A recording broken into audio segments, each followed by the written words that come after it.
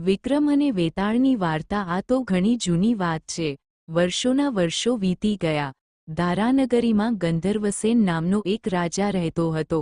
તેને 4 રાણીઓ હતી અને 6 દીકરા હતા, જે બધા ચતુર, હોશિયાર અને પરાક્રમી હતા। એક દિવસ રાજાનું મૃત્યુ થઈ ગયું। તેમની જગ્યાએ તેમનો મોટો દીકરો શંખ ગાદી ઉપર વિરાજમાન થયો। તેણે થોડા સમય સુધી સારી રીતે શાસન ચલાવ્યું, પણ તેના પછીના ભાઈ વિક્રમે તેને મારી નાખ્યો અને પોતે જ રાજા બની બેઠો। તેનું રાજ્ય ધીમે ધીમે વધવા લાગ્યું।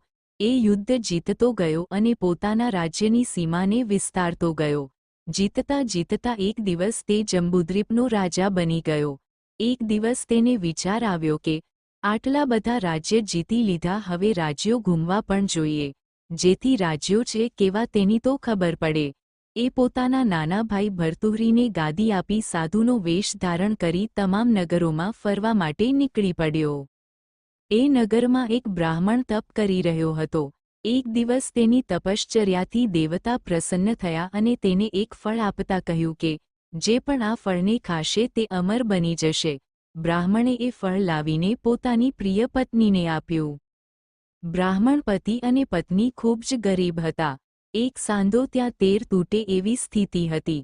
અમર થઈને પણ તેમને તો તવંગરનું જ જીવન વિતાવવાનું હતું। બ્રાહ્મણીએ કહ્યું, આપણે અમર થઈને શું કરીશું? હંમેશા ભીખ જ તો માગતા રહીશું। એના કરતાં તો મરી જાવું જ સારું। તમે આ ફળ લઈ અને રાજાને આપી દો અને ફળના બદલામાં કેટલુંક ધન માગી લો। બ્રાહ્મણે પોતાની પત્ની બ્રાહ્મણીની વાત માની લીધી અને રાજમહેલમાં રાજા ભર્તુહરીને મળવા માટે પહોંચી ગયો। બ્રાહ્મણી સુધી જે વાત તેને ખબર હતી તે બધી મહારાજા ભર્તુહરીને કહી સંભળાવી। ભર્તુહરી ખુશ થઈ ગયો। ભાઈએ આટલા બધા રાજ્ય અને નાણાં જીત્યા હતા તો ક્યાં વાપરશે? આમ માની તેણે રાજમહેલની વિશાળ તિજોરીમાંથી 1 લાખ જેટલા રૂપિયા કાઢી બ્રાહ્મણને આપી દીધા। બ્રાહ્મણ ખુશ થઈ ગયો। તેણે રાજાને પ્રણામ કર્યા અને ત્યાંથી વિદાય લીધી। મહારાજા ભર્તુહરી પોતાની રાણીને ખૂબ જ પ્રેમ કરતો હતો। તેણે મહેલમાં જઈને એ ફળ તેને જ આપી દીધું। રાણીની મિત્રતા શહેરના રક્ષક સૈનિક સાથે હતી। તેણે એ ફળ શહેરના રક્ષકને આપી દીધું। રાણીને ખબર નહોતી, પણ રક્ષક તો વેશ્યા પાસે રોજે જતો હતો। એ ફળ તેણે પોતાની પ્રિય વેશ્યાને આપી દીધું। વેશ્યાને વિચાર આવી ગયો કે આ ફળ તો તેણે રાજાને જ આપી દેવું જોઈએ। રાજા અમર થશે તો રાજ્યમાં સુખ શાંતિ આવશે। એ રાજા ભર્તુહરી પાસે ગઈ અને તેને ફળ આપી દીધું। ભર્તુહરીએ તેને બ્રાહ્મણ કરતાં પણ વધારે ધન આપ્યું, પણ જ્યારે ફળને આંખની નજીક લાવી તેનું અવલોકન કર્યું તો ચકિત થઈ ગયો। આ એ જ ફળ હતું જે પેલા બ્રાહ્મણે તેને આપ્યું હતું। તેને ખોટું લાગી ગયું। જે પત્નીને તે પોતાના જીવ કરતાં પણ વધારે ચાહતો હતો તે અમર કરી દેતું ફળ તેણે ટુકરાવી દીધું। તે તુરંત રાણી પાસે ગયો અને તેને ગુસ્સામાં પૂછ્યું, મેં તને જે ફળ આપ્યું હતું તેનું તે શું કર્યું? રાણીએ ભર્તુહરી સામે ખોટું બોલ્યું અને કહ્યું, એ તો હું ખાઈ ગઈ। તમારી આજ્ઞાનું હું કોઈ દિવસ ઉલ્લંઘન થોડી કરું। રાજાએ તુરંત વેશ્યાએ આપેલું ફળ તેની આંખ સામે ધરી દીધું।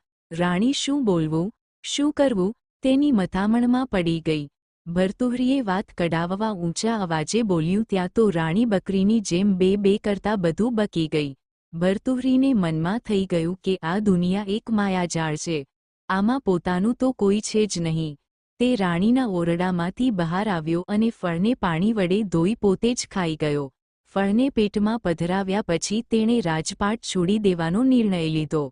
સાધુનો વેશ ધારણ કર્યો અને જંગલમાં તપ કરવા માટે નીકળી પડ્યો। ભર્તુહરીના જંગલમાં જવાથી ગાદી રાજા વિનાની થઈ ગઈ। આ વાતની જ્યારે રાજા ઇન્દ્રને ખબર પડી તો તેણે એક દેવને ધારાનગરીની રખેવાળી કરવા માટે તાત્કાલિક મોકલી દીધો। એ દિવસ રાત ત્યાં જ રહેવા લાગ્યો અને રાજા વિનાના નગરની રક્ષા કરવા લાગ્યો। ભર્તુહરી હવે રાજા નથી। તે સાધુનો વેશ ધારણ કરી જંગલમાં તપ કરવા માટે ચાલ્યો ગયો છે। આ વાતની જ્યારે વિક્રમને ખબર પડી તો તે દોડીને પરત દેશમાં આવી ગયો। અડધી રાતનો એ સમય હતો। કોઈ દેખાતું ન હતું। અંધારી રાતમાં તમરાઓ બોલી રહ્યા હતા। ઘૂળનો ઘૂઘૂઘૂઘ અવાજ આવી રહ્યો હતો। જંગલમાંથી શિયાળ બોલી રહ્યા હતા। નગરમાં પ્રવેશ કરવા વિક્રમ ગયો ત્યાં દેવે તેને રોકી લીધો. રાજાએ કહ્યું, હું વિક્રમ છું, આ મારું રાજ્ય છે, તું મને રોકવાવાળો કોણ? ઇન્દ્રએ જે દેવને મોકલ્યો હતો તેણે વિક્રમને પોતાની ખરી ઓળખ આપતા કહ્યું, મને રાજા ઇન્દ્રે આ નગરની રખેવાળી કરવા માટે મોકલ્યો છે. તું જો સાચેક રાજા વિક્રમ જ હો તો આવ અને મારી સાથે યુદ્ધ કર, મને પરાજિત કર અને સાબિત કર કે તું જ સાચો વિક્રમ રાજા છો.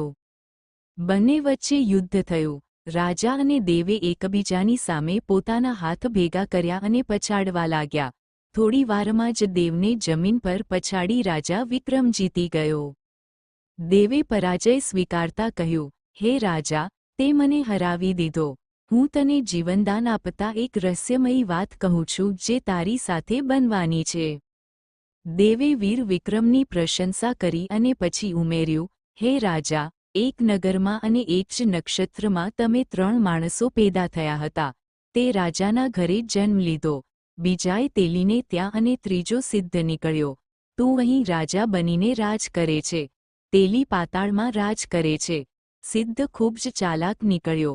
તેણે યોગ સાધના અને તપશ્ચર્યા કરી અને તેલીને મારી નાખવા માટે તૈયાર થયો. પણ તેલી ભાગી ગયો અને તે સ્મશાનમાં સિદ્ધવડના વૃક્ષ પર ઉલટો લટકી રહ્યો છે. હવે એ તને મારવા માટે ગમે તે કરી શકે છે. સાવધાન રહેજે રાજા. આટલું કહીને દેવ પરત ફર્યો. તેમની વાત રાજાએ ગંભીરતાથી ન લીધી. તેને મનમાં એમ હતું કે દેવને પરાસ્ત કરનારા મને વળી કોણ પરાજિત કરે. રાજા પણ રાજમહેલમાં ચાલ્યો ગયો. તેમને પરત ફરેલા જોઈને લોકો ખુશ થઈ ગયા. નગરમાં આનંદ છવાઈ ગયો. ઉત્સવો મનાવવામાં આવ્યા.